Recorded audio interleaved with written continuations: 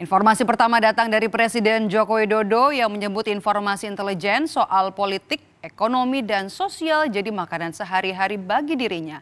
Jokowi bahkan mendapat data tersebut setiap hari.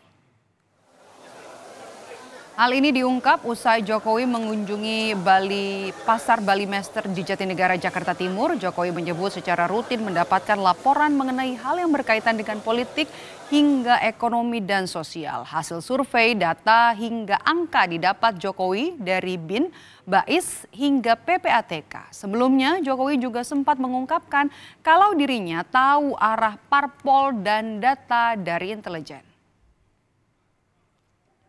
Ya, saya itu secara rutin mendapatkan laporan mengenai hal yang berkaitan dengan politik, yang berkaitan dengan ekonomi, yang berkaitan dengan sosial, selalu mendapatkan informasi itu.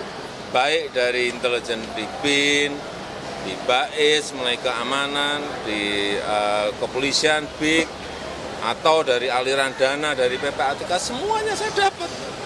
Itu makanan sehari-hari saya.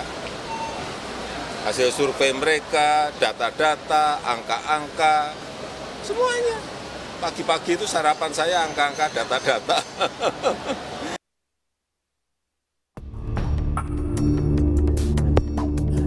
Pernyataan Joko Widodo yang mengetahui kemana arah langkah partai politik, termasuk data internal parpol jelang pemilu 2024 dari informasi intelijen menuai beragam tanggapan. Politikus PDI Perjuangan Masinton Pasaribu menilai pernyataan Jokowi saat membuka Rakernas Relawan Sekretariat Nasional di Bogor, Jawa Barat sebagai hal yang wajar. Sebagai Presiden, Jokowi mendapat laporan intelijen secara berkala. Yang namanya Presiden sebagai kepala negara dan kepala pemerintahan, beliau memiliki banyak instrumen kenegaraan gitu ya.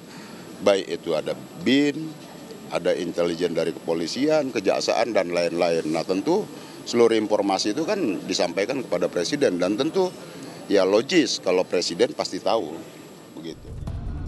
Meski dianggap wajar, namun Wakil Ketua Umum PKB Jazilul Fawait mengingatkan agar data tersebut jangan sampai disalahgunakan kepentingan tertentu, apalagi untuk tujuan politis.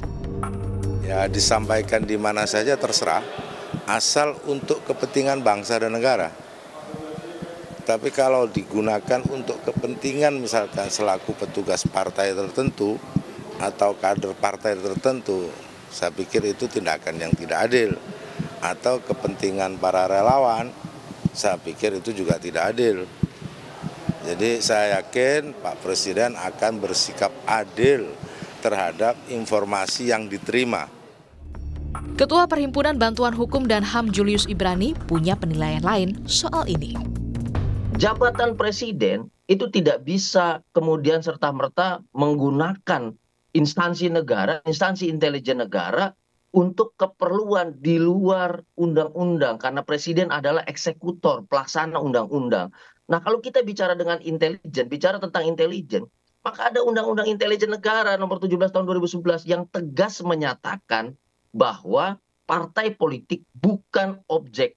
Pemimpin partai politik bukan subjek karena bukan merupakan ancaman terhadap keamanan negara.